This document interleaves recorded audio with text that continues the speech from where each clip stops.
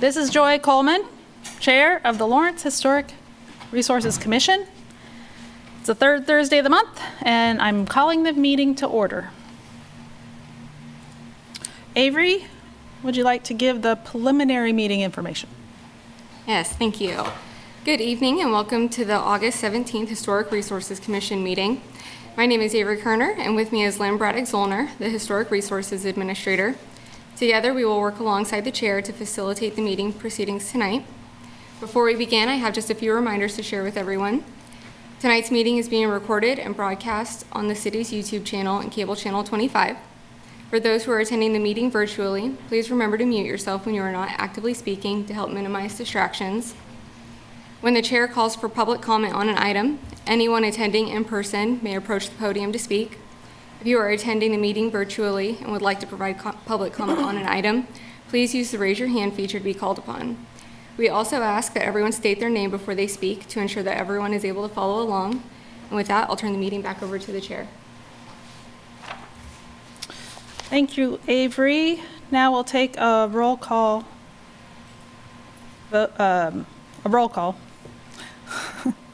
Commissioner Klein. Commissioner Klein here. Commissioner Meyer. Here. Commissioner Johnson. Here. Commissioner Ezell. Here. And Chair Coleman is here. I understand we have two commissioners absent, Commissioner Hawley and Commissioner Haynes. We'll move to communications. Have we received any communications from other commissions, State Historic Preservation Officer, or the general public? You have no communications this evening. Fantastic. Now it's time for disclosure of any ex parte communications. I had a conversation with a board member with the East Lawrence Neighborhood Association. This is Commissioner Meyer. I actually had a meeting with the owner of 1346 Ohio Street. As part of that meeting, I actually took a tour of the actual property as well as a couple adjacent properties to that house. Any other ex parte communications? Okay, any declaration of abstentions for specific agenda items by commissioners? Hearing none, do we have committee reports? The Architectural Review Committee has met in the past month about 738 Missouri Street, which is item number 2 on your agenda, and that can be discussed during that agenda item. Perfect. Okay, we'll move to item B, consent agenda.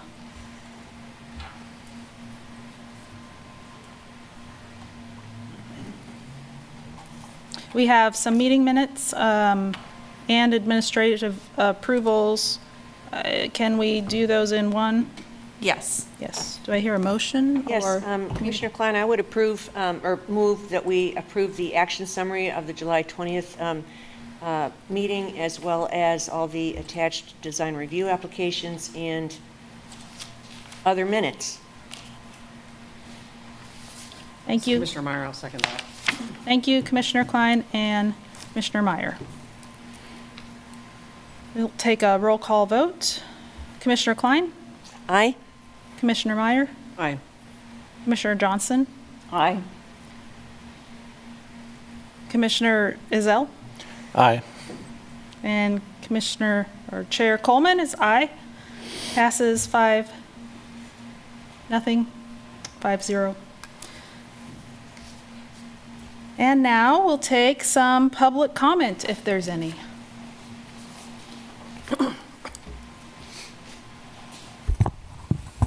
Hi, my name is Chris Berger, and trying to work through we live in a historic district, and trying to work on some solar issues as well. Being in a historic district, not an actual historic property, and trying to deal with solar is a complicated thing for you and for us. And just recently, from a June meeting, just got published in August. The Advisory Council on Historic Preservation with the feds went ahead and published in the CFR some advisory kind of thoughts for you on how to deal with the combination of alternative energy with historic areas. I know it's been pretty strict in the past, and the feds are now recommending you be a lot more kind of broad-minded and try to accommodate, climate issues with regard to historic districts. I'd ask you to take a look at that at some point in time, because it is new, came out on, like, say, August 3rd, and is asking for more liberality so as to allow for those alternative energy applications. For example, we look at a historic district, and certainly asphalt roofs were never considered to be historical, but we would never not really use asphalt nowadays because of safety issues and insulating capacity, and equally solar panels fitted on a roof, which are not in the very front, and it's not part of a real primary feature of the house as far as the historicity of it, should be considered. And hopefully you guys in the future will be able to accommodate that a little bit more. So just asking to think about that and consider the new rules or new suggestions that came out. Thank you. Thank you.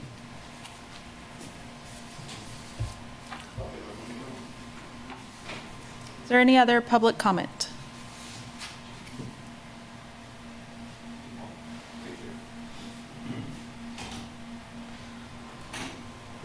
Hearing none, we'll move to the public hearing items. The first item, DR 23-00191.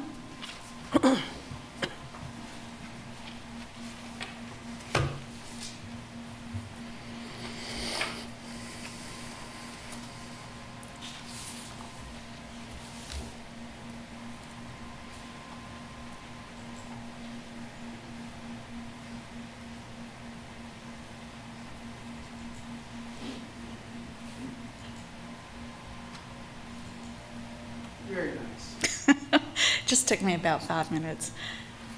Lynn Braddock Zollner, Historic Resources Administrator for the city. The first item on your agenda this evening is 1346 Ohio Street. This is demolition and new construction. It's an Oread Neighborhood Design Guidelines review. The commission looked at this project 2 months ago and sent it to the Architectural Review Committee to see if there were design options that would better help the project meet the Oread Neighborhood Design Guidelines. The property is located in the District MUUC of the Oread Neighborhood Design Overlay District. And the MU district is very different from the other districts in the Oread Neighborhood Design Overlay District. It is truly a mixed-use different district, and it has specific guidelines that are not like the neighborhood-wide design guidelines. They're focused more on having that commercial element at the ground level with residential above, or at least part of the mixed-use project. This is showing the project location here outlined in blue, with 14th Street to the south and Ohio Street to the west. And you can see here's the outline of the existing structure, and there is already a driveway off of 14th Street. This is the existing structure. Staff is of the opinion that this is a character-defining structure for the district. Just walking around the structure a little bit. The rear of the structure. The applicant submitted information about the severe foundation issues for the property, and this photo shows some of those foundation issues. You can see the bulging of the wall and the cracking. Here's another photo of that, and they don't really do it justice when you have this kind of severe foundation issue. It's really hard when you're not there in person to see the full extent of the issues. This is a rendering that the applicant has supplied for the proposed replacement structure. If you notice, it is not a residential-looking structure. It goes more toward those MU design guidelines where it looks more commercial. It would be more in keeping with the commercial feel of the properties to the north. It meets the design standards for the MU district. It has the elongated windows. It has the storefront system. This is showing it in elevation form with the door here and the windows that are an appropriate size. When we looked at this before, there was concern about the window sizes, and that's something that was worked out with the Architectural Review Committee. This is showing that south elevation. This is the residential portion of the structure on the right side of your screen. And this is showing a rendering of that south elevation. If you notice, there is stone up to a water table. That's one of the guidelines for the MU district. There's a change in material from the foundation to the first floor brick, and then a separate color brick for the upper story. And then the residential portion of the structure would have lap siding. This is showing the rear of the structure. And this is showing that north elevation. You really wouldn't be able to see any of this part of the structure. You would be able to see this. And again, a pretty nighttime view of the proposed structure.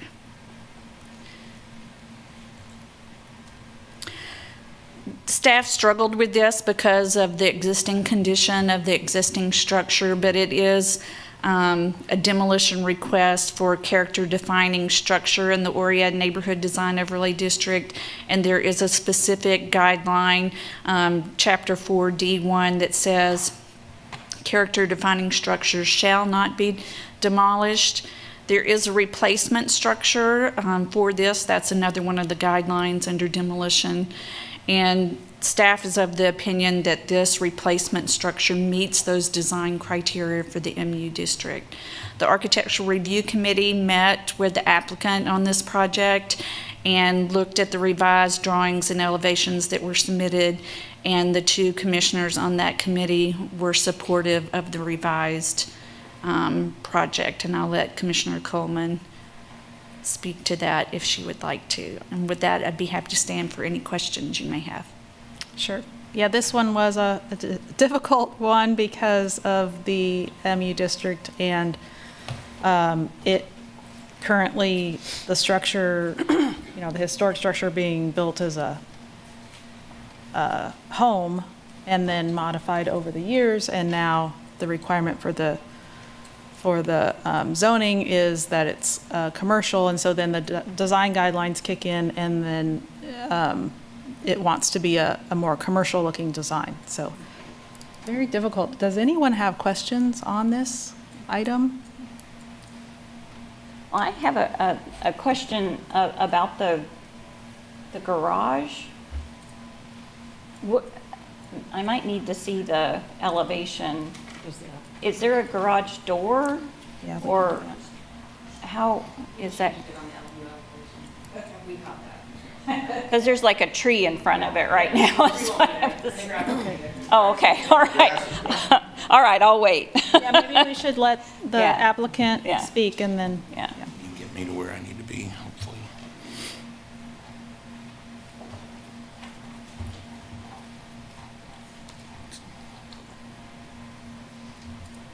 Oop, there it is. Yeah, you're fine. Your mouse is as bad as ours. Oh, I just had it. Try the green button at the bottom that says share screen. Okay, there you go. Share, there you go. All right. It'll work. Perfect. Thank you. From whoever's over there in the corner. I got it. Paul Werner Architects, thank you. We almost have the same presentation, Lynn. So there is, as everybody's already said, there's a lot going on with the site. It's pretty small. There's already an existing structure. It's zoned MU, which we don't get to do this very often. So it was a great trip to the ARC, and we're happy to show you what we came up with. The biggest thing on the floor plan I wanted you to see was the front. Lynn's already mentioned it, that we used to have kind of this porch, which was much more of a residential looking structure. And while we were here, we do so much residential stuff. We had we had it stuck in our heads that the first floor is supposed to be 18 inches above the curb line, which really makes sense for the residents. It really doesn't make sense for the commercial. So that was one of the first things we managed to fix. This is the original elevation. Clearly a porch, metal roof, smaller windows. The same thing going on, more of a residential feel. This is the new elevation, much more commercial, fixed the windows, changed the canopies, got rid of the porch, lowered the building, and then worked on the materials. We probably had too many materials going on, so we feel better about that.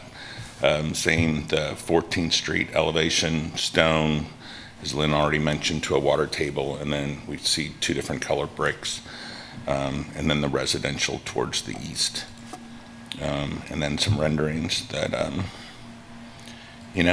looks a lot more commercial than previous, which is what it's supposed to do. So we're pretty pleased. I think we've done about everything we can. And, we're excited about the project. So I'd like your support and happy to answer any questions. So where is the garage? It is on the far right side, lower level. So those aren't windows, that's the garage door? It is a garage door it's built like a single panel with windows in it. That's probably not rendered perfectly. Because we didn't want garage doors facing the street. So that elevation, if you can see this on the farther right side, the Oread design guidelines discourage garage doors facing the streets, but we don't have access to an alley. So we're trying to make it look more like three windows, and it happens to be a single panel of a garage door that would lift up. So is it glass top to bottom? No, Three it's panels? more like a large double hung window, three of them paired together. And then what's on the, And then on the very bottom? Then a trim on the bottom. So it'd be like one 8 foot wide, 7 foot tall panel that would all move at the same time. Okay. And there's glass in it, or? There is glass in it, yeah.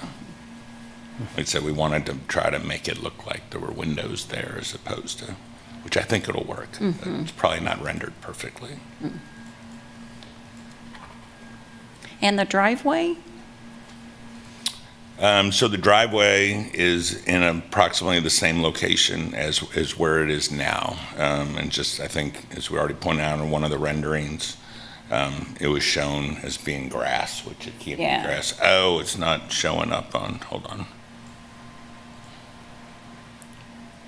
Oh, there. you There, can see sorry. it on the side, okay. I didn't realize it looks different here. Yes, so there is a driveway there. Which is the existing curb cut, pretty much. Pretty close, yes.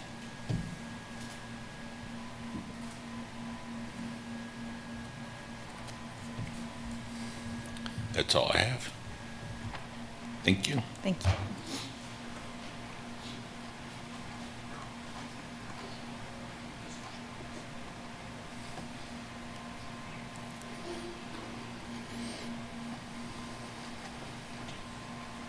So I believe we're considering two items in this one item. One is the demolition of the current building, and then the other would be if demolished, would this design be appropriate? Right, approving this is Commissioner Meyer. Either approving or rejecting the demolition, and then if approving the demolition, making a determination whether it meets the development and design standards of the Oread Neighborhood Design Guidelines.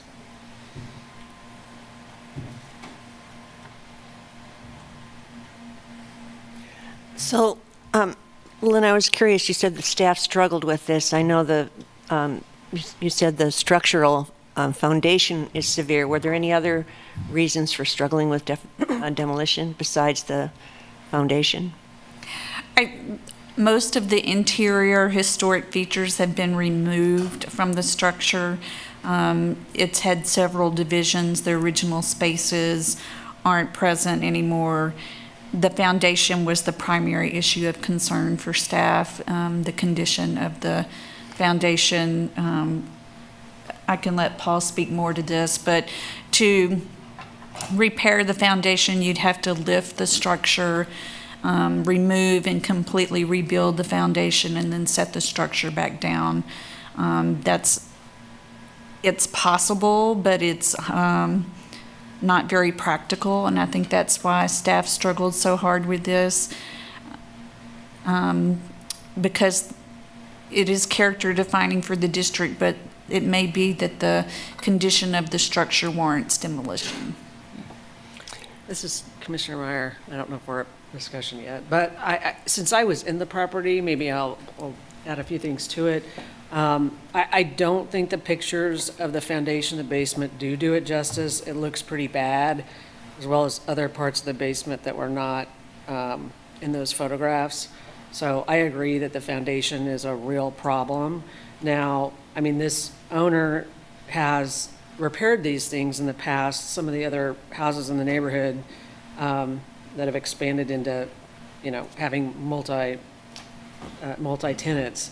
It is very expensive, and I didn't broach this issue, but I can imagine that the cost of doing it based on the costs that they've had in the past would not be financially feasible in terms of what would be going into this particular one. Is that fair to say? I mean, it's not the same thing as getting 8 tenants in a house that you've done with the foundation and you can make money off of it. I mean, there's tenants here, but I don't think it's the same thing. And the rest of the house is bad. I think that I went upstairs. I'm trying to remember. And so I think in terms of using it for the mixed use, it's really problematic as a property to make it into something like that with the ceilings and everything else. So I think it's kind of disappointing. It is where it is, but it would take a lot to do.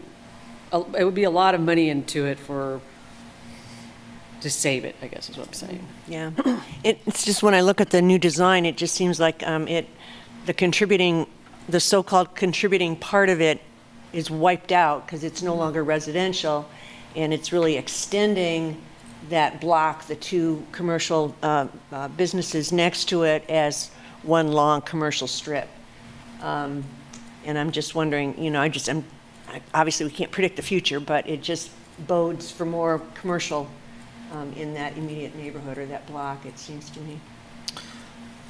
But then that's what it's zoned for. Yeah. Let's take some public comment if there's any before we discuss further. Is there any public comment on this item?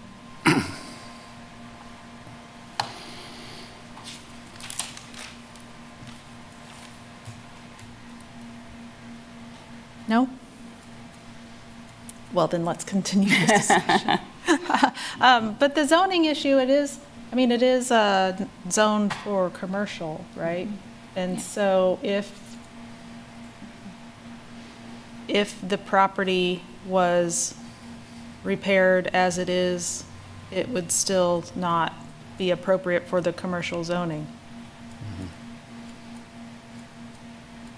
Unless it was Sure, it would turned grandfather into in, but- something that could function as a commercial property. I mean, yeah, I won't speculate further, but Yeah. but the thing is that it wouldn't necessarily cause more commercial unless there's more multi-use commercial zoned. So it's not as if this would necessarily spawn more than what has already been zoned for that. So I'm cognizant of that fear, but it's following what it's zoned for. And it doesn't necessarily have to have the fate of that there's more, unless things get rezoned significantly. Lynn, could you share with us again how far the commercial zoning extends from that particular building around this one? I can't remember if there was a slide for that or not, if it was in our packet. That's a good question. You know, how far from that spot, of how far it extends out?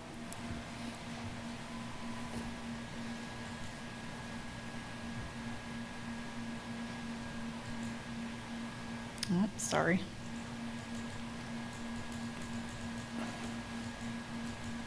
Do you have an image of it, Lynn? Or should I? Yeah, I've got the map right here, if I can get to it. So this is the property that we're discussing right now, 1346.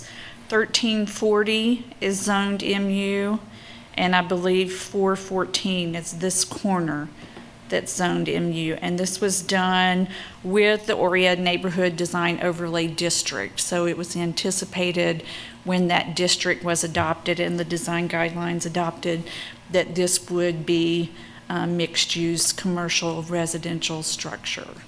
Okay, and remind us, is 50 on the left side, 502, 1341, and 1339, are those residential looking? Are those like apartments or? They're residential. Residential, okay. And then on the other side, the right side, the 1343, 1339, 1333, are those residential? Those are residential. Okay, so we're really talking just this block, I mean, just this corner. Just the corner. Okay. Yeah. And those other buildings there are multifamily residential, not single. Well, and at least the one, not the one directly across the street, the couple over, I mean, that's the same owner, right? I mean, so he's redone those residential properties on the opposite side of the street, so, and at least I think one put a substantial amount of money into it, so I don't think it's like, somebody's probably gonna come in here and suggest change zoning and tear that down. So it's a weird corner. Yeah, no, it's always been, yeah.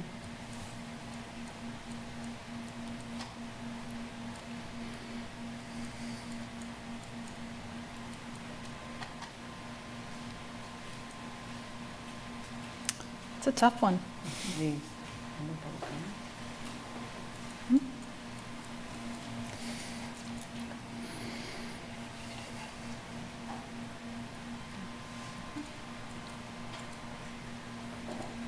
Well, I'll make a motion, give it a whirl. Sad to say, motion is to approve the demolition of the structure located at 1346 Ohio Street due to the condition of the foundation and the lack of character defining interior and the financial feasibility of making a mixed-use structure work. Commissioner Ezell, I second.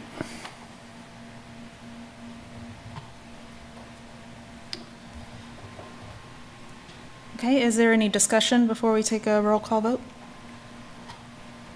No? Commissioner Klein? Yeah, it's a tough one. I'm going to vote no. Commissioner Meyer? Aye. Commissioner Johnson? Aye. Commissioner Ezell? Aye. And Chair Coleman is aye. Passes 4-1.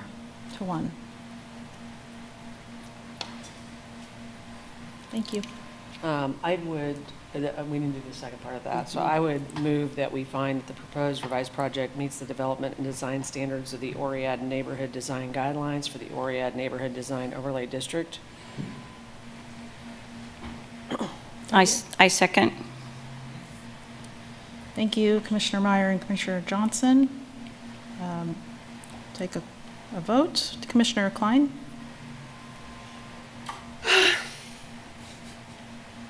I'll vote yay. Commissioner Meyer, Aye. Commissioner Johnson, Aye. Commissioner Ezell, Aye. and Chair Coleman is aye. Passes 5-0. Oh, yeah.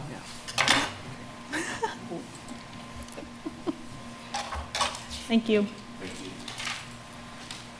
Moving on to item number 2, DR 23-00225.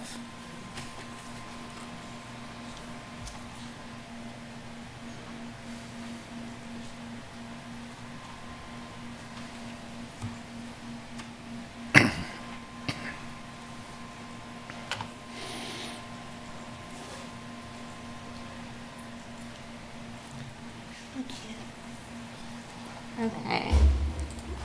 Thank you, Commissioners. Okay, so this is item DR-23-00225.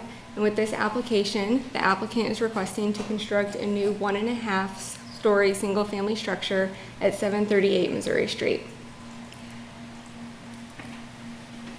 This is a certificate of appropriateness review because the house is located in the environs, or the project is located in the environs of the Johnson Block Historic District. And Standard 9 of Chapter 22 and the illustrative design criteria listed in Section 22-505 apply. This map shows the location of the proposed project in relation to the Johnson Block Historic District and its environs. This item came before the Commission back in July. The project includes an attached garage, which is atypical for the environs, and the Historic Resources Commission forwarded the project to the Architectural Review Committee to explore design options for reducing the appearance of the attached garage.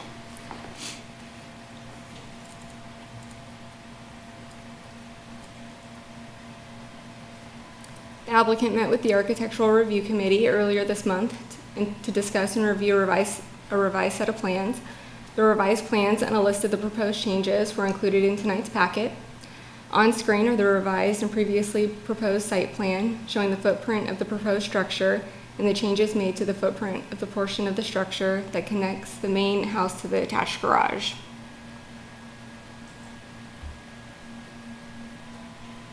Next is a side-by-side view of the revised and previously proposed front west elevation of the structure. The initial elevations propose the use of stucco on the west, north, and south sides of the main portion of the structure. The revised elevations propose the use of fiber cement lap siding and painted shingle siding on all sides of the structure to match. Next is a side-by-side view of the revised and previously proposed north elevations. Here you can see how the wall height and the roof lines were modified and reduced on the portion of the structure connecting the main house and the garage. 2 new windows would also be added to the lower connection, and a different siding and trim treatment would be used on this portion of the connector to further create a sense of separation between the house and garage.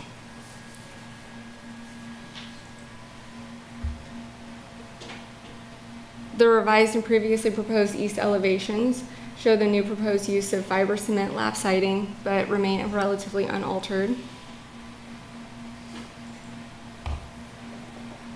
And then here the revised and proposed south elevation show the change in the appearance of the connector with the changes that were made to the height and the roof lines of that connector.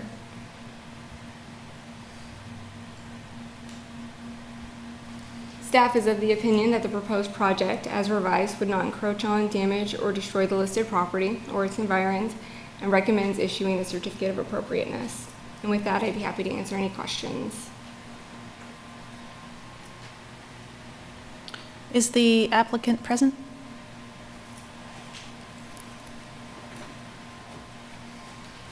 Good evening, Mike Myers with Hernley Architects. Staff has done a great job of presenting the changes, and as we met with the ARC, I think the ownership of the project felt pretty good about the changes as well.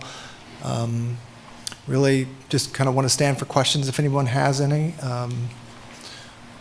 Yeah, please. I was curious to know, based on the, I think it was the ARC recommendation, if you're also willing to use the same siding material on all 4 sides as opposed to the stucco on one? Yes, absolutely. We did submit a revised front elevation that changed the front to a fiber cement lap siding and then a shingle siding up in the little gable parts and the front dormer, just to provide a little bit of character back to the front. So, yes, absolutely. That change in the roof made a huge difference. It really did, and in retrospect, it was unneeded volume, really. Yeah. So, Yeah, yeah, looks great. thank you. Well, and I'm a little bit on the breezeway section.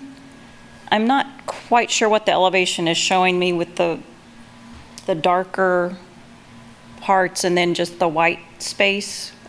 So what my attempt was there with the lowest part of the connector, the upper part is actually, a full part of the house at the floor elevation of the house. Now the garage is several steps lower because the alley is lower. So that lower section, my attempt there is to use a slightly different wall treatment and to put some windows in it, to have it read as a breezeway, so it seems like a connected garage rather than, a garage that's, a detached garage that's been connected rather than Yeah. full part of the house, Yeah. which it, definitely read more as connected before. Yeah. I think. Thank you, thank you. I did not understand that section, but light bulb, I do now, thank you. Certainly. Big improvement. Thank you.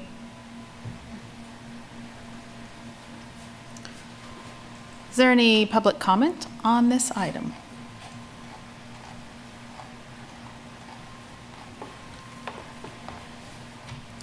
Nope, hearing none. Is there any other discussion or questions, or would entertain a motion? I would move that we, in accordance with Chapter 22, that the standards of evaluation, where am I? That we approve. I'm looking for the language. I'm always looking for the language. That if a consistent material is used on all sides of the structure, that the proposed project would not significantly encroach on, damage, or destroy the landmark or its environs. Great. And then we should- I'll second what you said. Issue a certificate of. Okay. So then Meyer made a motion and Klein seconded. Any discussion? Something like that. Yeah, I just want to say that what a successful cooperation and collaboration, that it just, that's such a clever solution and really very, very good. Thank you, everybody, the ARC and the architects and the homeowners. Thank you. Yeah. Second that. We'll take a roll call vote on the motion. Commissioner Klein? Aye? Commissioner Meyer? Aye. Commissioner Johnson? Aye. Commissioner Ezell? Aye. Chair Coleman is an aye. Passes 5-0. Thank you. Moving on to item number 3, DR 23-00236.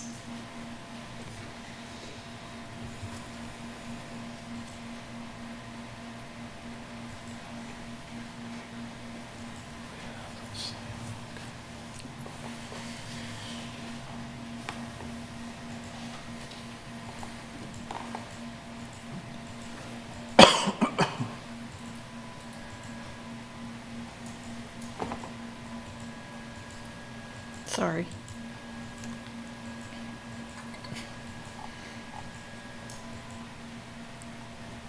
So this is 801 New Hampshire Street. It's the rehabilitation of the second floor space of the building and a new exterior stair on the east elevation of the structure. This is a state law review because the property is located in Lawrence's downtown historic district, listed in the National Register of Historic Places.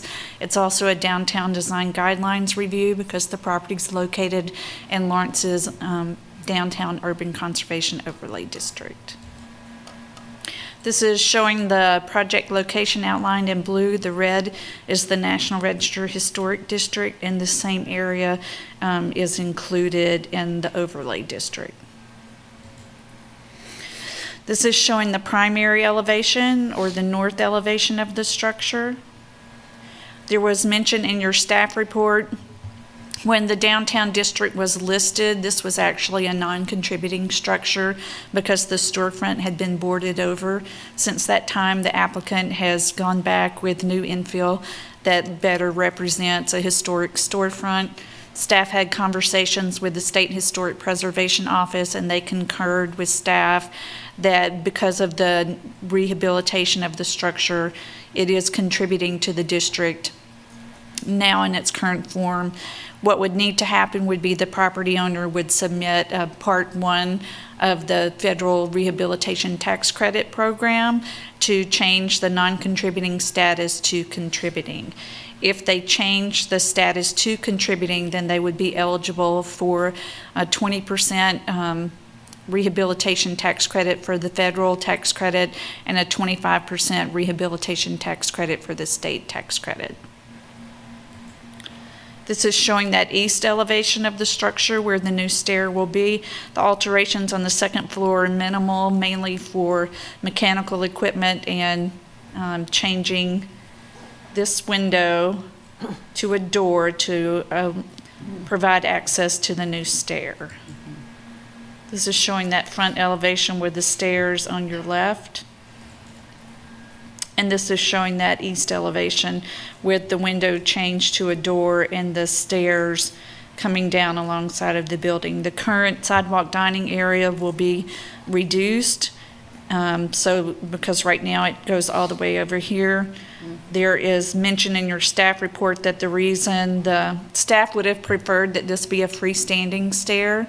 The reason the applicant chose to attach it to the building is this is a very narrow sidewalk, and there's a tree planter close to the edge of where the stair will be located, and the applicant was trying to provide as much free sidewalk space as possible.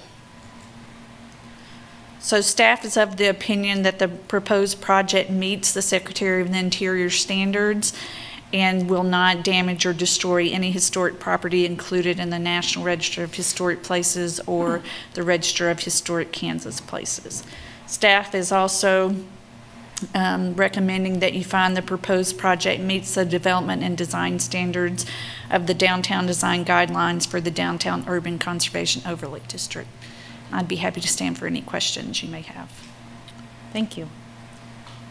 I searched hard for the stairway to find how wide the sidewalk is going to be after the stairway is installed.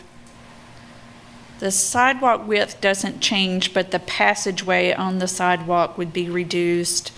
Do you know off the top of your head? Trying to visualize it all. Yeah, I was thinking the same thing, but then I realized there is a lower level entry that has a railing around it, so it looks like the stair would occupy that kind of width where that railing is now. Yes, and you can see the railing right here. Well, actually, a little bit less than where the railing is. The proposed north elevation, number 2, you can see that that railing goes out further than the stair, or it looks like it does. Well, and then the tree planter is not until, I always called it's the Barteldi's warehouse. So the tree is actually in front of Barteldi's, right? As Yes. opposed to another one, you were saying there was another one nearby, the stairway? Right, well, that's the one that, because the stair will come down here and all the way down this way. Okay. So if between this corner and the stair is where they were trying to minimize or actually maximize the sidewalk space. Whereas if it were freestanding, it would encroach further into the sidewalk, so your sidewalk space between the edge of the stair and the corner of the planter would be less. Okay. All right, thank you for that. Is that a stairway going down to the basement entrance or something under? There is? That's it's a stairway, isn't it? Yes, it is a stairway. Are you going to do something with that railing on that? I think we can hear from. Not really code Hear from the compliant. applicant. Letitia Cole, Paul Werner Architects.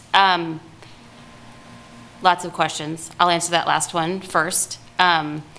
This stair to the basement, we had not planned on touching it with that railing. We certainly could, but I don't know if it's necessarily needed. The stair, I'll answer that previous question. So then the stair is almost 4 feet out from the building.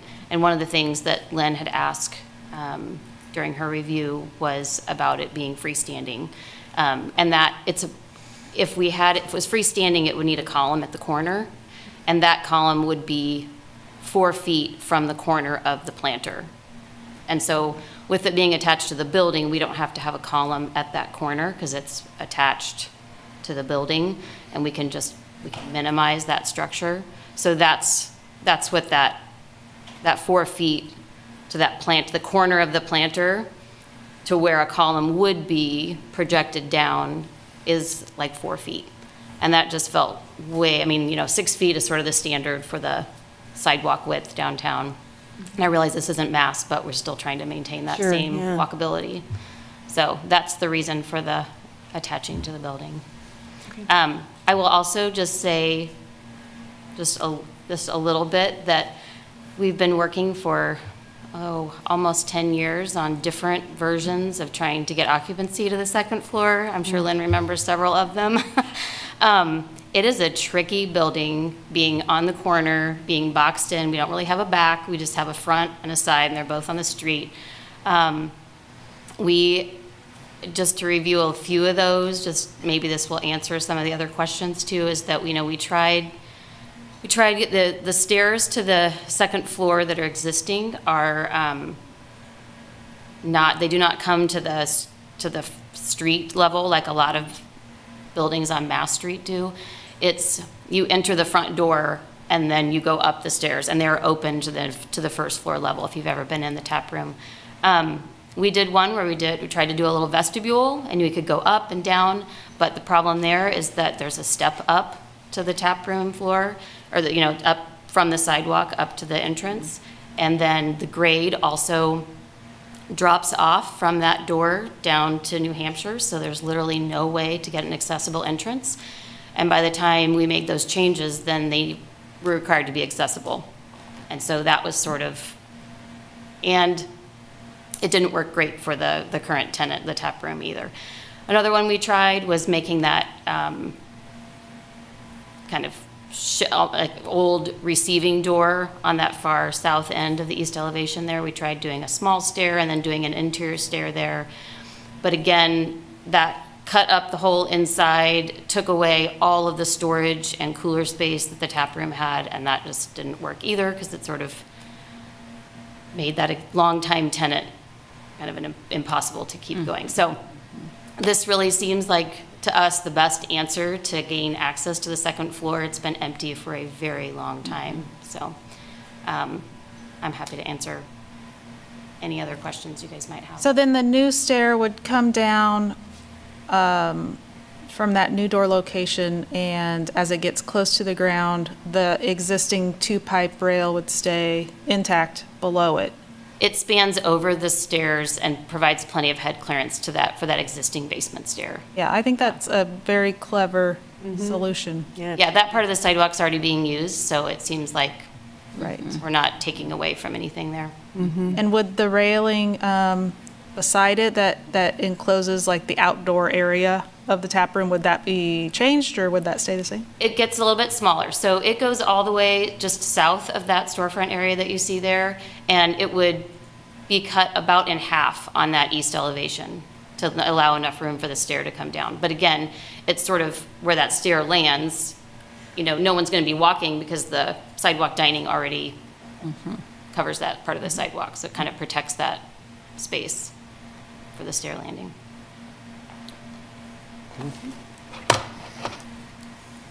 Any other questions? No? Thank you. We'll take public comment at this time. Anything online? I do not see any comment online. Okay, discussion or motion? I think it's a clever solution, and I think that the exposed fire escape or stair would be in character with the surroundings, and I don't have a problem with it.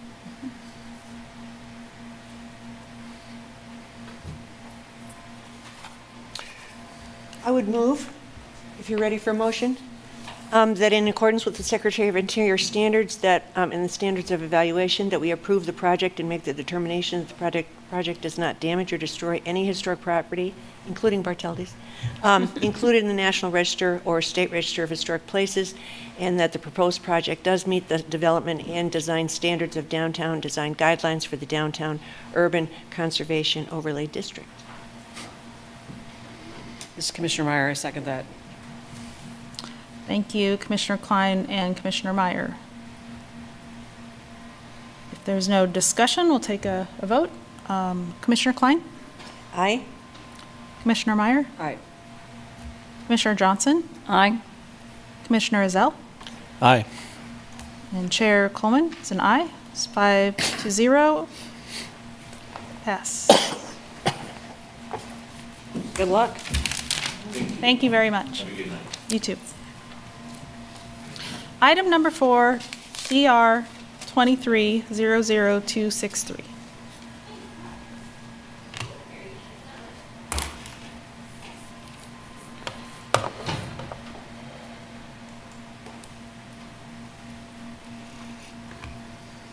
Okay. Thank you again. This is item DR-23-00263. And with this application, the applicant is requesting to raise and make facade improvements to the existing structure at 908 Indiana Street. The proposed project is located in the Oread Commercial UC6 district of the Oread Neighborhood Design Guideline or Design Overlay District, and exterior improvements require compliance with the Oread Neighborhood Design Guidelines. On screen is a map showing the location of 908 Indiana Street within the Oread Neighborhood Design Overlay District, with the blue shade indicating the Oread UC6 Commercial District. The existing structure is a multi-dwelling structure, and because the use of the building is entirely residential, the neighborhood-wide design guidelines in Chapter 4 of the Oread Neighborhood Design Guidelines apply. The project proposes raising the entire structure 16 inches using 2 rows of concrete masonry unit blocks. The facade improvements proposed include replacing the existing large format shingle siding on the north, east, and south sides of the structure with lap siding to match the front west end of the structure. The existing windows would also be replaced, and per the applicant, with the exception of the bedroom windows, all existing windows would be replaced with new Anderson 100 series fiberglass windows of the same size. The bedroom windows would be enlarged to meet building code egress requirements. These photographs were submitted by the applicant to show the existing conditions and elevations of the structure. The first image is of the front west elevation of the structure, visible adjacent to Indiana Street. The second photograph shows the southeast view of the structure. You can see the difference in the siding material used between the 2 sides of the structure. This is the south elevation of the structure, and the east rear elevation of the structure. And then 2 views of the north elevation of the structure. Again, you can see the difference in the siding material used between the 2 sides of the structure.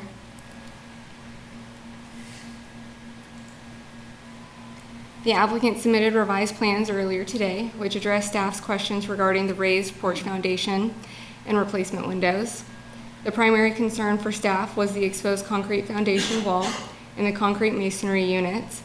The revised plans submitted by the applicant propose a limestone veneer over the exposed concrete foundation wall and concrete masonry unit blocks instead of leaving them exposed. On screen is the revised west elevation that was submitted, which shows the proposed limestone veneer over the concrete foundation and CMU blocks at the bottom, as well as the brick porch footings, which would be retained and then raised to match. This would be the this is the revised north elevation. and the east rear elevation. And then the proposed south elevation. Overall, the project or the proposed project meets a majority of the applicable guidelines for remodeling an existing structure.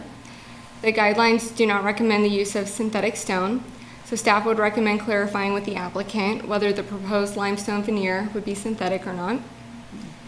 Staff is of the opinion that if the limestone veneer used on the exposed concrete foundation wall and concrete masonry units were to be non-synthetic, then the proposed project would meet the intent of the design standards in the Oread Neighborhood Design Guidelines for the Oread Neighborhood Design Overlay District.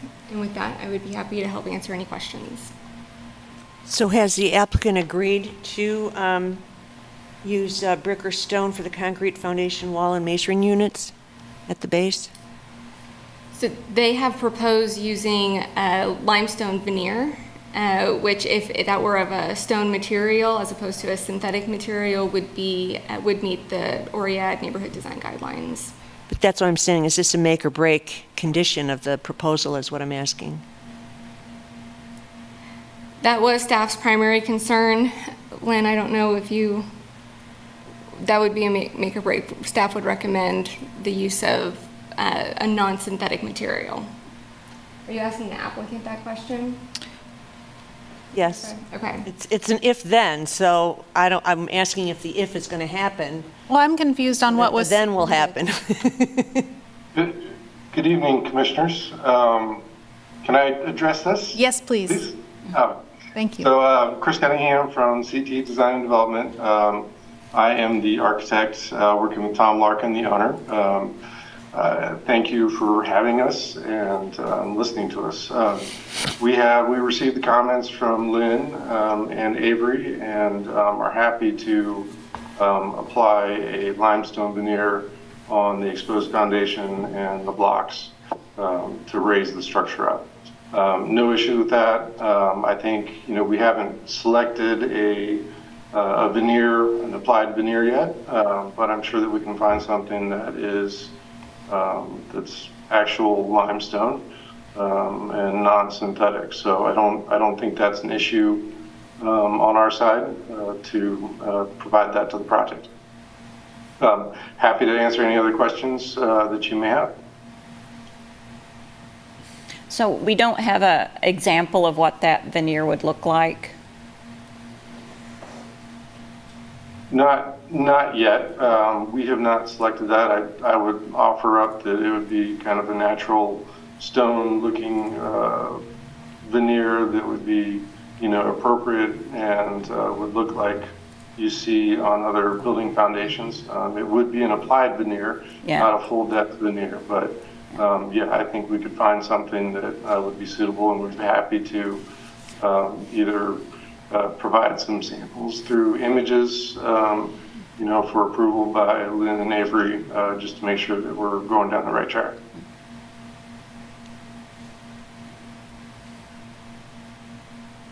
Was there also, could you walk us through the raising of the building? You're literally. Yeah, absolutely. Doing a new. Yeah, so right now I guess in the past, there were units down there in the basement, but there's only like 7 foot clear to the bottom of the floor structure. So we all know that that's not desirable and actually not to code. So what we're proposing to do is lift the structure 16 inches so that we can get 2 rows of block. So we'll basically be at 8'4" to the bottom of the floor above, which gives us a little bit of room to run ductwork and mechanicals and things like that, and still be code compliant and have a nice habitable space for new units in the basement. Okay, so I'm trying to visualize raising that size of a building up 16 inches. Is that what you're saying? Yes. The whole, Yes, ma'am. which is opposed to the other one we couldn't raise up. Well, they were going to raise that one 16 feet. Right. Okay. I'm coordinating. Okay. Thanks. And are you proposing window and siding improvements as well? Yes. Three or four of the elevations, or the three elevations have like a large format kind of shingle siding. It appears to have been added, the building was added on to the east.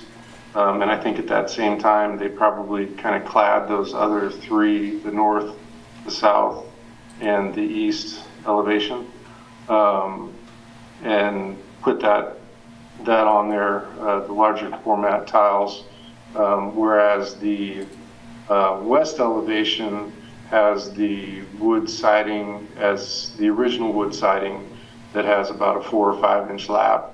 So we're going to take off all of the other siding and put on cementitious, either LP or James Hardy, lap siding that would have that same reveal as the primary facade. And then also all the windows are, leaky old windows that don't offer much thermal value. So we're going to rip those out and trim them out like you would typically see. And so we'll have a nice, tight, energy efficient building when all said and done. And then do you also plan central air? Because I'm noticing all the window AC units in the apartments right now. Absolutely. Yeah, that is part and Or is that parcel down to the- the interior renovation. Okay. Yeah, the inside is getting a pretty, I guess, significant reconfiguration as well. So it'll be down to studs, if you will. And the new windows, will those be the same size as the existing windows?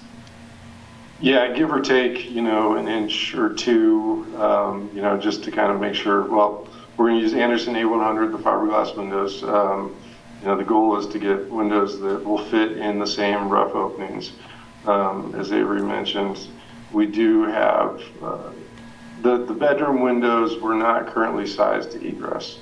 So we're going to make those new windows into the bedrooms just a little bit bigger so that we do meet current egress code requirements.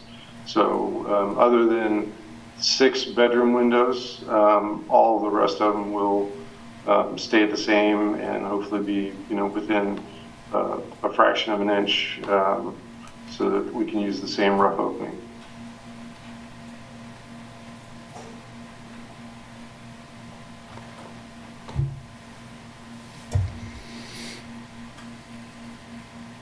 Any other questions for the applicant?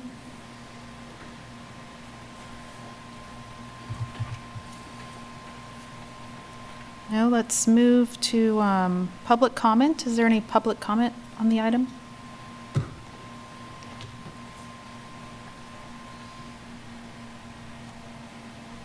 No? Discussion?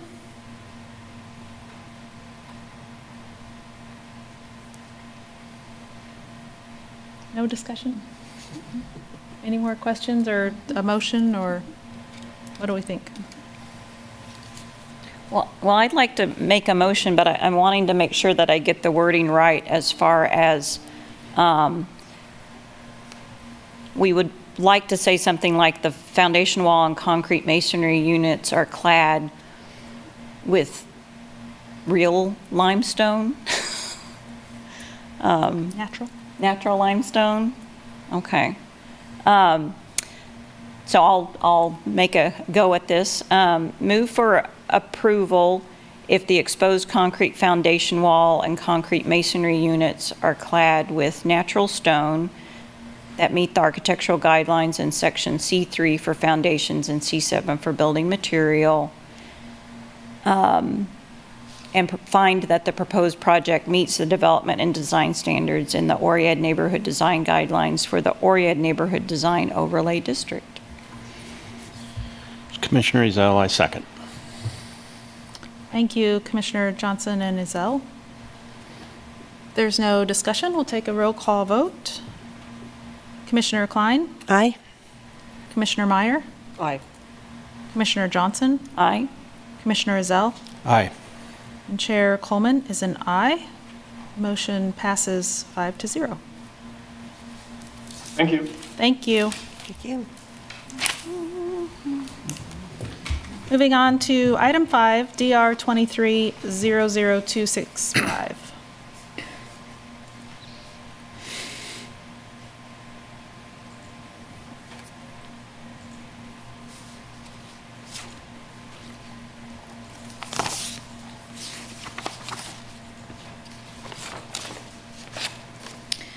This is demolition and new construction of an accessory structure for 1311 New Hampshire Street. This is a state law review and a certificate of appropriateness review. The primary structure on the property is listed as a contributing structure to the South Rhode Island and New Hampshire Historic District, National Register of Historic Places, and the property and the accessory structure is listed as non-contributing to the district. The property is also located in the environs of the John Roberts House. This shows the property location outlined in blue. The red is the National Register District, and this is the Roberts House over on Massachusetts Street. The accessory structure is here along the alley. This is a photograph of the existing accessory structure. It's been altered quite a bit. You'll notice the flat plywood paneling on the side. There's still a metal corrugated roof. The structure is deteriorating. This is showing that alley view of the structure. And then a view from the backyard. This is the site plan showing the location of the proposed new accessory structure. It's in a very similar location to the existing accessory structure. These are the elevation drawings for the new accessory structure. It's very simple, with no fenestration on 2 elevations, and then the garage door and the pedestrian door and a window on the east elevation. So staff is recommending approval of the project as it meets the Secretary of the Interior standards and will not damage or destroy any historic property listed in the National Register of Historic Places or the Register of Historic Kansas Places. Staff is also recommending that you approve the certificate of appropriateness for the proposed project, finding that it will not significantly encroach on, damage, or destroy the landmark or its environs. And with that, I'd be happy to stand for any questions you may have.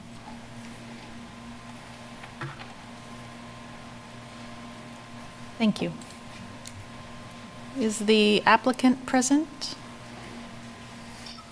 I am. This is Will Johnson on behalf of Pam Gordon with Hurley Associates. Lynn, thanks for the presentation. Really, she covered most of everything. This is a pretty straightforward, simple project. The only thing I'd probably add, just for some clarification, not that it's super important to this committee, but there's 2 things. Number one is just the size increase, and just to explain why it was increasing. It's just getting a little bit bigger just to make the structure a little bit more usable. The owner wants to store bikes and lawnmower and that sort of thing. So at its current size, that wouldn't be all that practical with a car in it as well. And then it just moving slightly off of the property lines. It is built, directly on top of that southwest lot pin. So it's just moving slightly to come in conformity with current setbacks and whatnot. So other than that, it's a pretty straightforward project and structure. So I'd be happy to answer any other questions.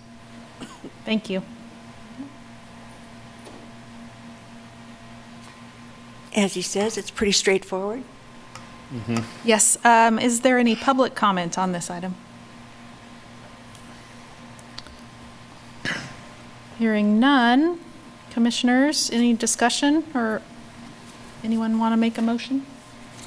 I was going to move that we approve this project based in accordance with the Secretary of Interior standards, because the determination is that this project does not damage or destroy the Castle Tea Room, et cetera, and the other national or state register of historic places, environs in that area. It's also in accordance with Chapter 2.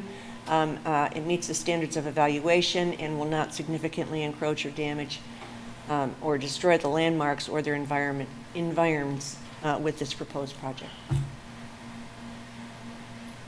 Lynn, can we do both of those in one motion? Would you rather have two motions? I would rather have two motions. Oh. Thank you. Sorry. Okay. That's all right. I think what Jeannie did was make a motion regarding the state law review first. In which Yes. case, I would second her state law review motion to approve the project, make the determination that it does not damage or destroy any historic property included in the National Register of Historic Places or the State Register. So I second that. Very good. Take a roll call vote. Commissioner Klein? Aye. Commissioner Meyer? Aye. Commissioner Johnson? Aye. Commissioner Ezell? Aye. And Chair Coleman is an aye. That one passes 5-0. And then I would, Commissioner Meyer, I'd move that in accordance with Chapter 22 of the Code of the City of Lawrence, the standards of evaluation find the proposed project will not significantly encroach on, damage, or destroy the landmarks or their environs, and issue the certificate of appropriateness for the proposed project. Commissioner Ezell, I second. Thank you. We'll take a vote. Commissioner Klein? Aye. Commissioner Meyer? Aye. Commissioner Johnson? Aye. Commissioner Ezell? Aye. Chair Coleman is an aye. Passes 5-0. Moving on to item number 6. Thank you all. Thank you very much. So are we supposed to separate the previous two for 738 Missouri? It's fine. It's okay. It's okay? All right. 801 and whatever. Confused. Still learning. Okay, item 6 is DR 23-00269. Thank you, Chair. This is Avery Kerner, Planning Staff. With this application, the applicant is requesting to construct a new detached garage structure along the alley at 820 Main Street. The proposed project is located in the environs of the Lewis C. and Ava Polar House at 801 Alabama Street. A certificate of appropriateness is required for the proposed project, and Standard 9 of Chapter 22 and the illustrative design criteria apply.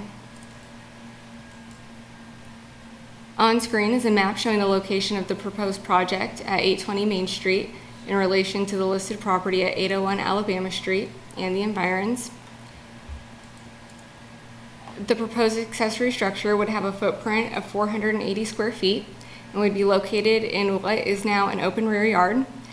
This is the proposed site plan for the property, which shows the new accessory structure would be located in the northeast corner of the property, set back behind the existing primary structure on site and adjacent to the alley. These photographs were submitted by the applicant and show the rear yard of the subject property, looking towards the property from the alley. And then this is the view of the rear yard, looking away from the primary structure and towards the alley. The overall height of the proposed accessory structure would be 21 feet, and lap siding and composite asphalt shingles would be used to match the existing primary structure on site. These are the west and north elevations of the proposed structure. The west elevation is what you would see if you were looking towards the alley away from the primary structure on site. These would be the east and south elevations proposed. The garage door on the east elevation would face and open towards the alley, and a pedestrian door would be provided on the south elevation. Based on the applicable standards of review, staff is of the opinion that the proposed project would be compatible within the context of the environs of the listed property, and would not encroach on, damage, or destroy the listed property or its environs, and recommends issuing the certificate of appropriateness for the proposed project. And with that, I'd be happy to help answer any questions. Thank you, Avery. If there are no questions, we can hear from the applicant. If the applicant would like to speak, or not, are you here?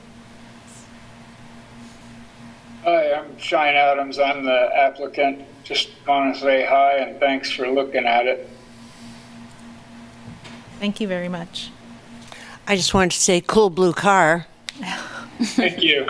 And just wondering, is it going to stay outside of the new garage? I believe the garage would be just perfect for holding it inside. Oh, so then the normal car does not have the garage to sit in?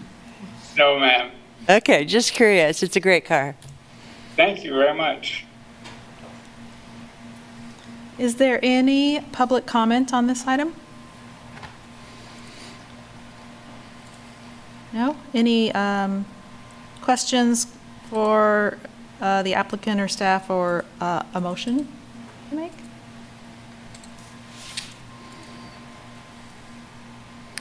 This is Commissioner Ezell. I would move that in accordance with Chapter 22 of the City Code of Lawrence, the standards of evaluation, staff finds that the proposed project will not significantly encroach on, damage, or destroy the landmark or its environs, and we recommend issuing the certificate of appropriateness for the proposed project. It's Commissioner Meyer, I second that. Thank you, commissioners. Take a vote. Commissioner Klein? Aye. Commissioner Meyer? Aye. Commissioner Johnson? Aye. Commissioner Ezell? Aye. And Chair Coleman is an aye. That passes 5-0. Thank you, and good luck. Thank you.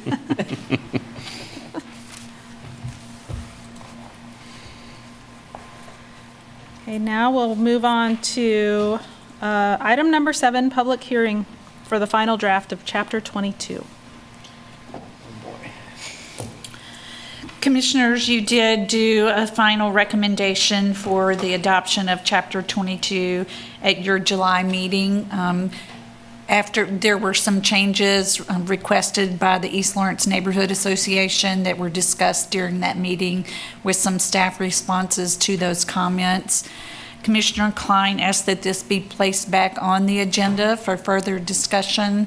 And in the meantime, we also received a communication from Rob Richardson, who had some comments, and those comments were included in your packet. The August 2023 final draft was added to the packet. The only changes from the July version are those changes that the commission approved at last month's meeting. Staff has not had a chance to write out a full response to all of Mr. Richardson's comments. I believe he's here to speak as this is a public hearing item. If you would like to take public comment, and then we can answer any staff questions that you may have.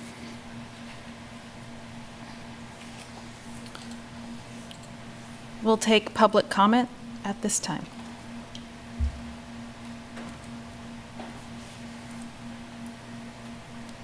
Miss- oh. Does Mr. Richardson want to speak? Mr. Richardson has raised his hand. Did he freeze? Yeah, I don't see him. He's there. He said lower right, right? Rob, if you would like to unmute and provide your comment at this time, that would be appropriate. Thank you. I appreciate it. I appreciate the time that you all spent on historic resources this morning. I live in a historic district. I live in a house that will be 100 here in a few months. And I have participated in the state grant process, which was very frustrating and seemed like it was a very political thing to be able to get money out of that process. And I've also participated in the state historic tax credit program for my home. And I was planning director in Kansas City, Kansas for almost 18 years, where I supervised the historic preservation for the city. And so the other thing you probably ought to know about me is I'm a little bit of a policy guru, or not guru, but geek probably is a better word for that. And so I've got a few comments that I've reviewed with the Chamber and EDC that I think are important for this new ordinance as it moves forward. There's some situations in the new ordinance where you'll have a staff review of something, but there's no time associated with that review. And I think it's important for both the staff and the applicants to have a time frame for that review to take place. I know, having been in a planning department, that things that don't have a time frame associated with them get pushed off when we get busy. So I think, to be fair to everyone, I think there should be a time deadline for reviews when they're submitted if it's a staff review. I talked with Lynn a little bit about the makeup of your commission, and after I'd revised my comment a little bit. One of ours that we had was a member of the finance community. And I think that when you're talking about if something is financially feasible or not, sometimes having that banker or accountant or someone on the board that can really say, yes, this is a very difficult financial situation, and that the numbers really don't work for this, or they do work, or they could do it differently. You might consider adding someone from the finance community to your required member list.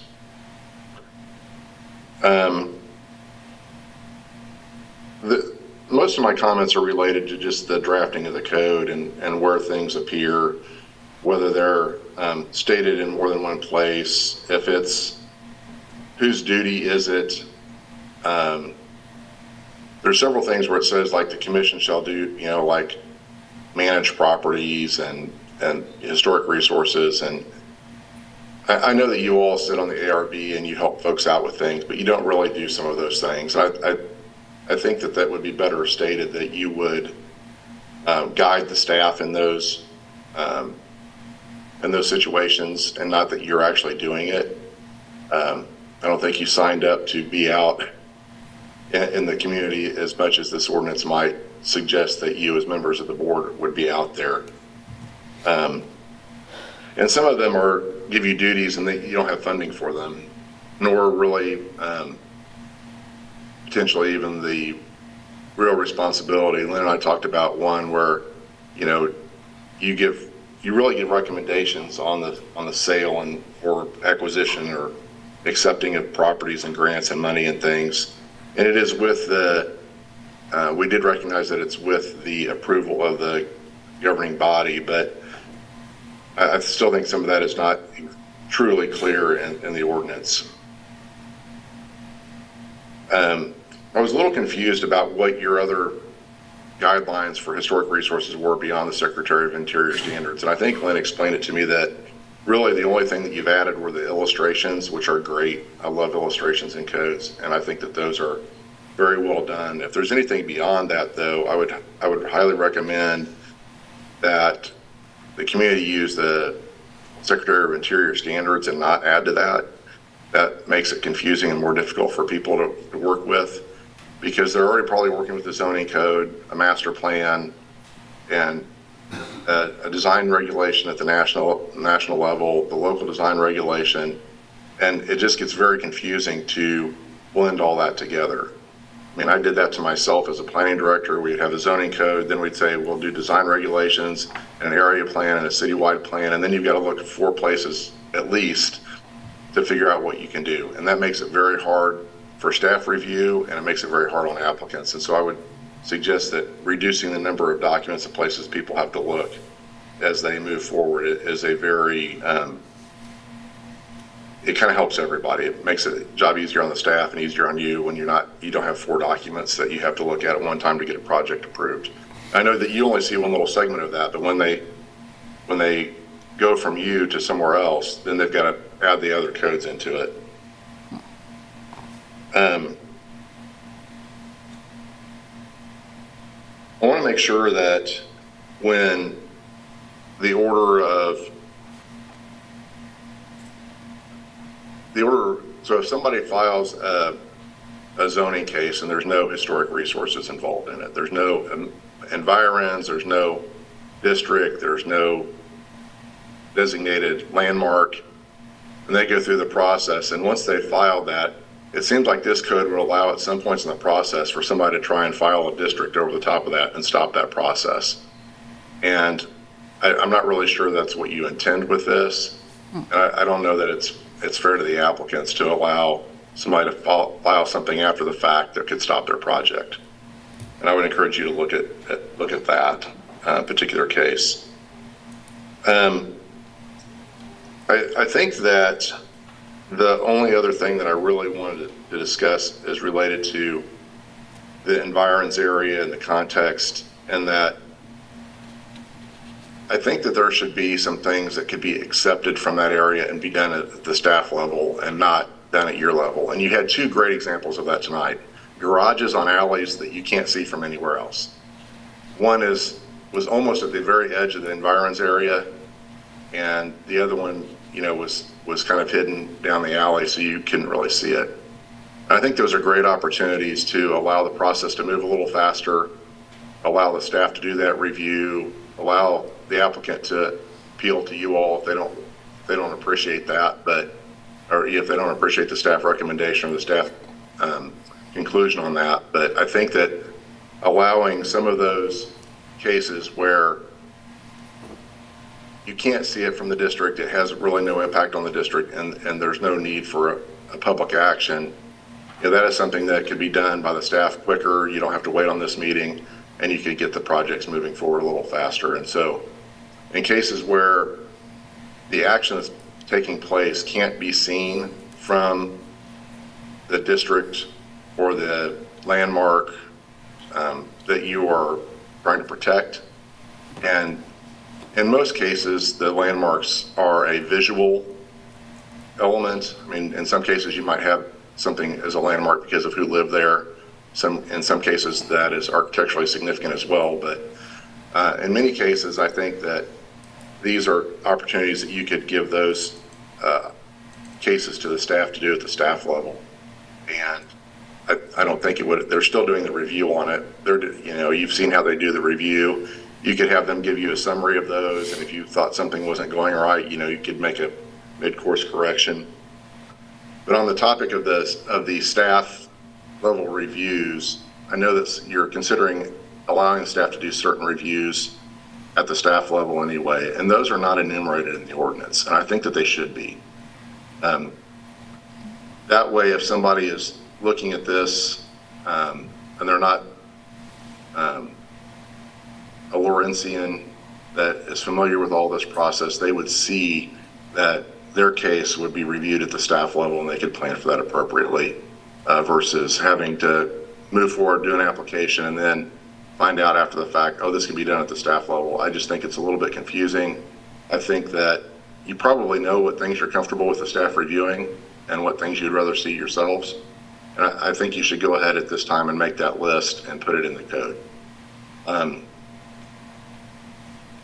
I guess the final thing I'll say, and I really mean it this time, in the zoning code, you have if someone is denied, then they have to wait unless they make significant changes to it. They have to wait a period of time before they can reapply. And that prevents abuse of the neighbors and the neighborhood and you all as well. And you might want to consider a similar piece of language in your code that if something's denied, they have to make significant changes before they come back. They can't just reapply over and over and over, because that it hurts your neighbors and their participation, and it kind of wears everybody out unnecessarily. When if it was denied, especially with historic resources, they probably need more significant changes than what they had in their original application. My other comments are in there for your consideration. I appreciate your time this evening. If you have any questions for me, I'd be happy to answer those. Thank you, Mr. Richardson.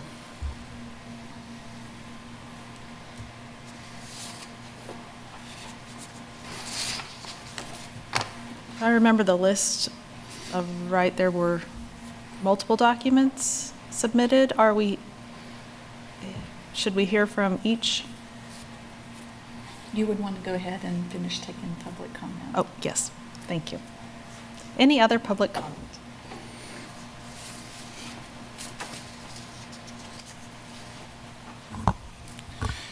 Good evening, Commissioners. Dennis Brown, Lawrence Preservation Alliance. We're trying to understand what your options are here tonight. This was approved at your last meeting. You approved the minutes for that tonight. And I'll read from the document that you approved. Approved the final draft of Chapter 22 with the changes proposed by staff to reflect comments of the East Lawrence Neighborhood Association. The motion carries 5-1. I checked in the LPA newsletters in February of this year. We had a story on this process. Public comment is open. If we were reporting on it in a quarterly newsletter, we know that it was at least February, but it's probably been more like January, or Lynn, you might know exactly. November. So you know, it's obvious Mr. Richardson knows a lot about constructing code. He's put a lot of thought into it, but for this to come in, and there's a lot to digest too, and really there's so many comments, and a number of them aren't supported in terms of, well, why is this a good idea to make this change? There needs to be some work, I think, to winnow that down and support the things that he really feels strongly about more. But so what do? Do you rescind your vote, open it up again for public comment again, do that, and then vote on it again? Of course, you don't have a full complement of commissioners tonight. Then a week later, somebody else comes up. You know, the thing is, if with the HRC passing this, that doesn't make it code. It has to go on to the next step in the pipeline, which I think is in the legal department. And then at some point it'll have to go to the city commission, and there'll be other opportunities for public comment. So it's not like there's no chance to comment on this ever again. There will be before it becomes code. So I mean, I do appreciate all the work Mr. Richardson has done, and maybe it would be appropriate for him to spend more time with staff to kind of work on revising and supporting his comments for the next time this becomes a public comment. But other than that, I struggle to see how you're going to open this up after approving it in the last month. Thank you. To me, most of Rob Richardson's comments look like they came from legal. Well, maybe. Maybe not all, but Yes. Is there any other public comment?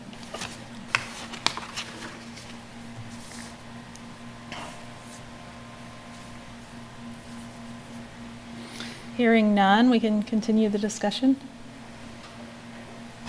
What, I do have a clarifying question.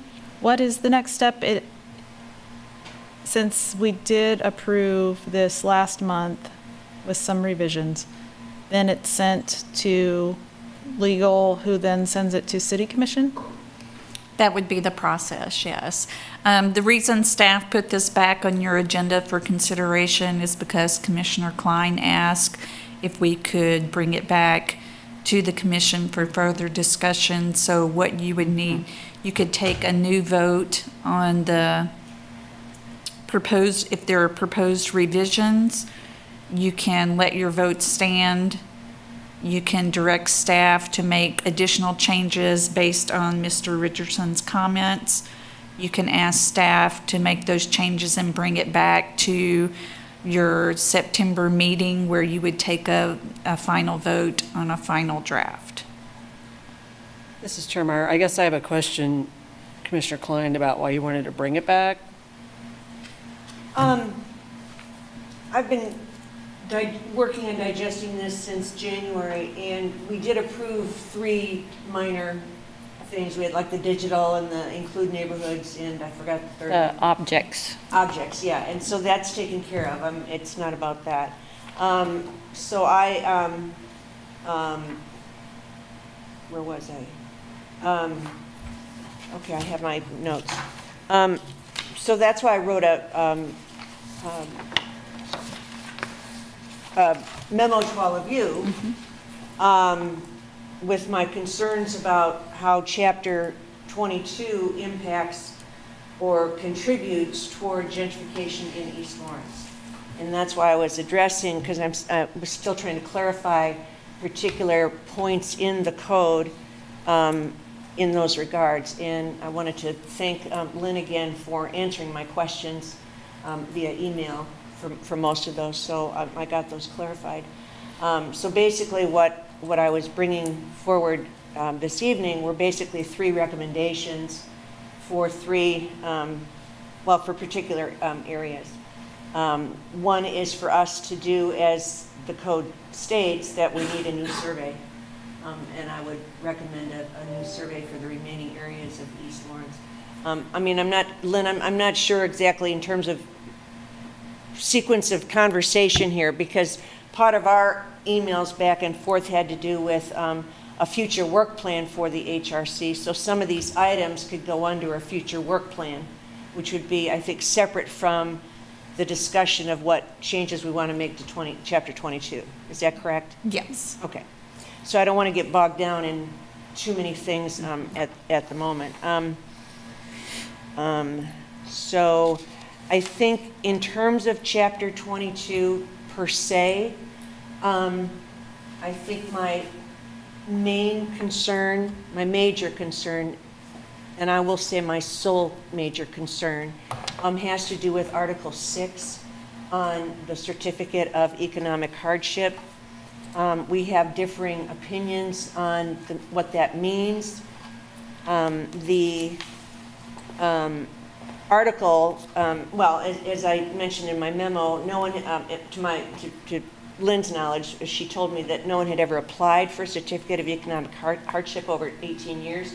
And my guess was because owners don't know about it, they don't know it exists. And so the purpose, of course, is stated directly in Article 6, which is to provide relief when the strict application of this chapter would otherwise impose undue hardship upon the owner or owners of real property. So then you go to Article 14, which is the final back of the Chapter 22, which has all the definitions.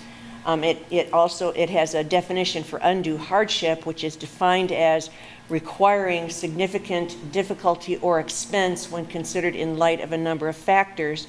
But in my view, the factors are not defined here. And I believe that a key factor ought to be the income of the owners of record. Because when you look at definitions online of what does economic hardship mean in general, okay, the Cambridge Dictionary defines economic hardship as difficulty caused by having too little money or too few resources. I mean, it's pretty basic.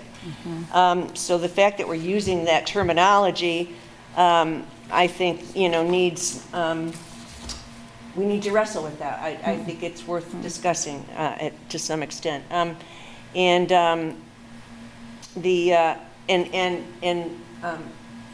Staff's response to that, to changing that definition or the article, had to do with the fact that there's a belief that we should not single out anybody for particular, identity factors such as income. But in my view, we're already singling out upper income owners of historic properties and developers who have already been singled out for tax breaks and for incentives. So I think there's precedent for all that. And so I guess what I'm saying is I'd like a discussion specifically about should economic considerations be included in Chapter 22, at least in this definition of defining undue hardship and defining when a certificate of economic hardship would kick in.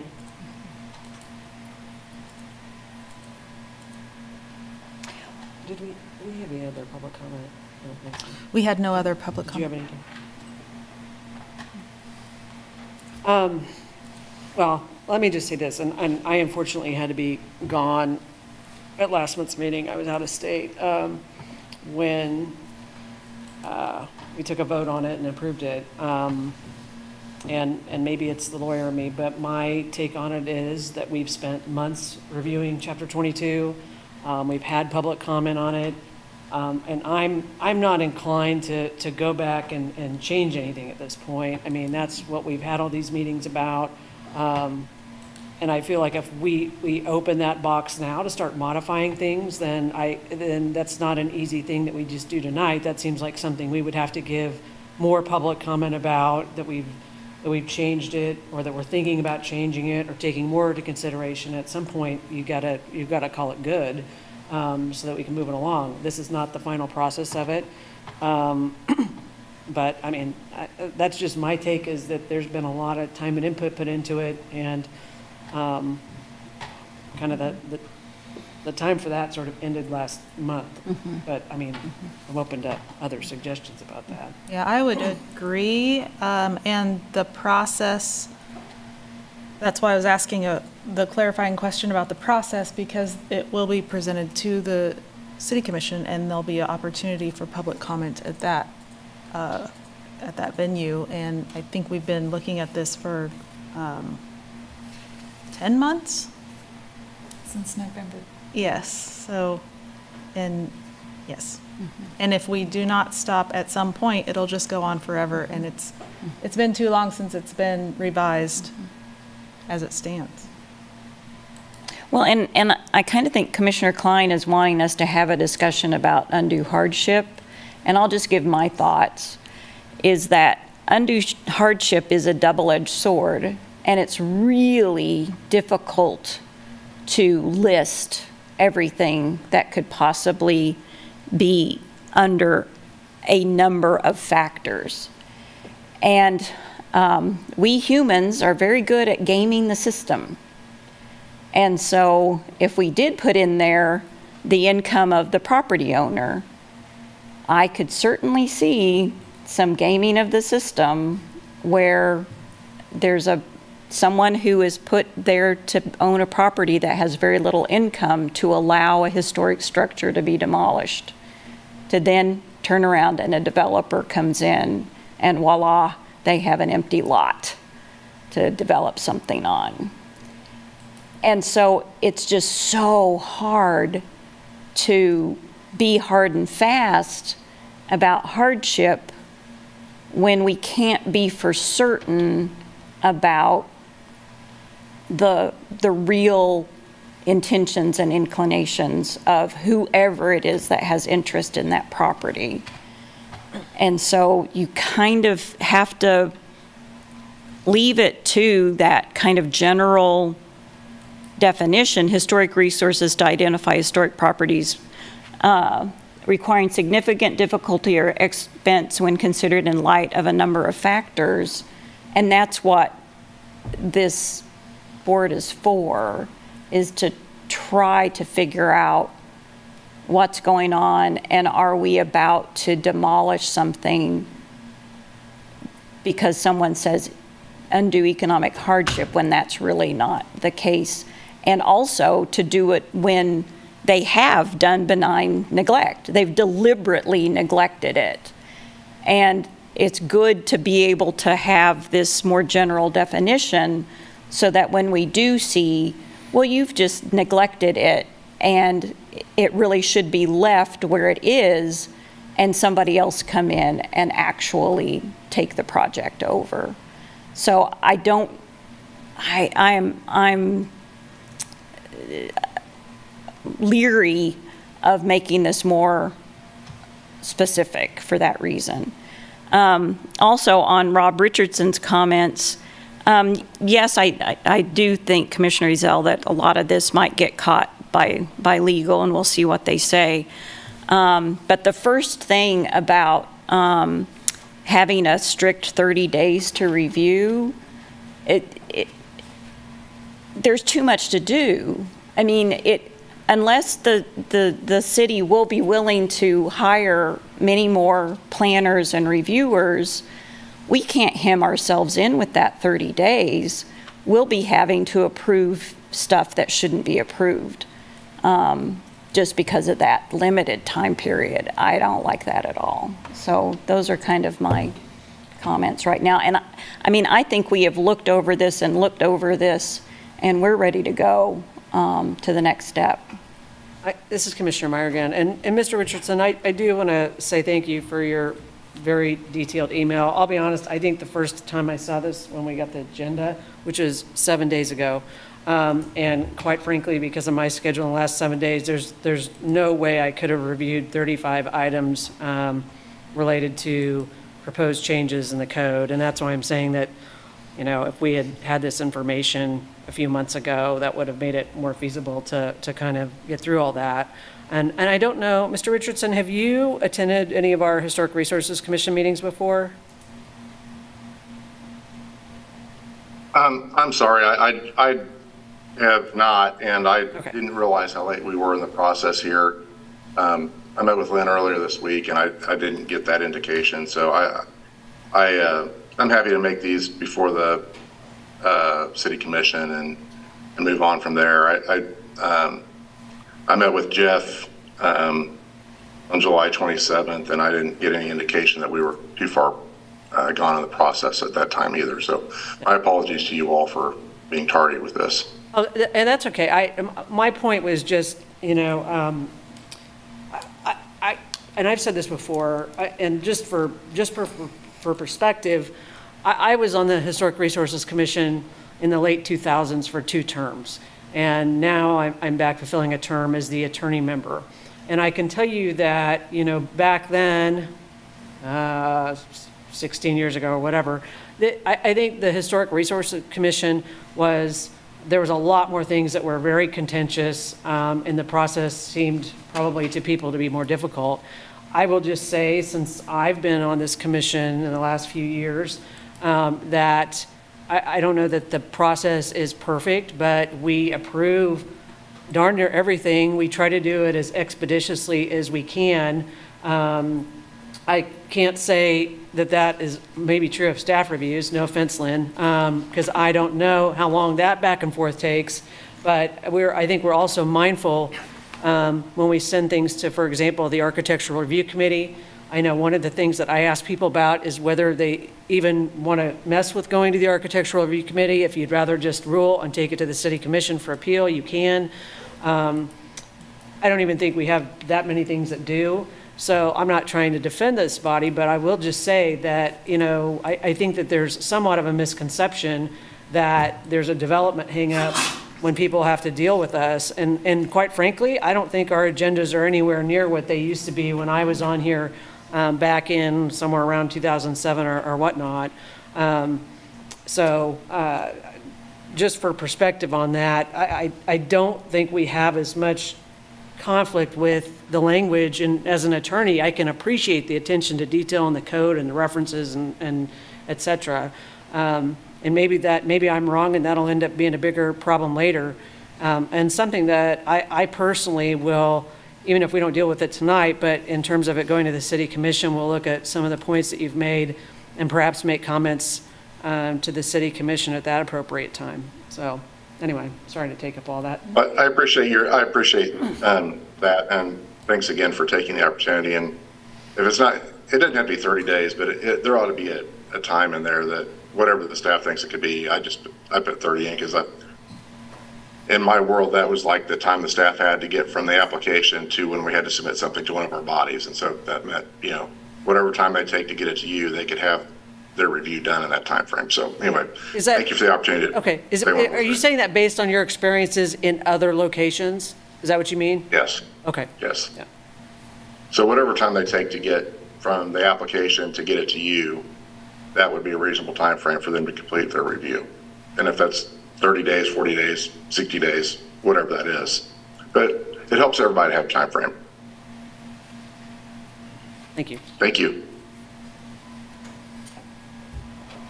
So Lynn, are you needing us to approve the latest draft of Chapter 22 tonight? I believe we already did that. That's already been done. Y'all did that at your last meeting. Okay. Then we would discuss a work plan at another meeting. That would be correct. Once Chapter 22 is adopted by the city commission, then we would start with a work plan for the HRC. Got it, just procedurally, okay, thank you. So if we're leaving it where we left off last month, we don't need to take any action, correct, Lynn? I mean, there isn't. No, that's correct. If you don't want, I mean, you took public comment, but if you want to stand by your vote from last month, that's fine. Yes. I believe we want to stand by our vote from last month. Yes. I didn't vote because I wasn't No. here, but I'll stand by your vote. How about that? How about that? And I'll stand by my vote. Thank you. So that, I believe, brings us to the end of the agenda, unless there are miscellaneous items. Staff has no miscellaneous items this evening.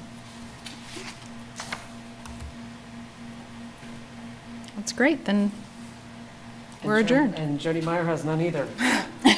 Wonderful. Thank you very much. Great. We're adjourned. Thank you.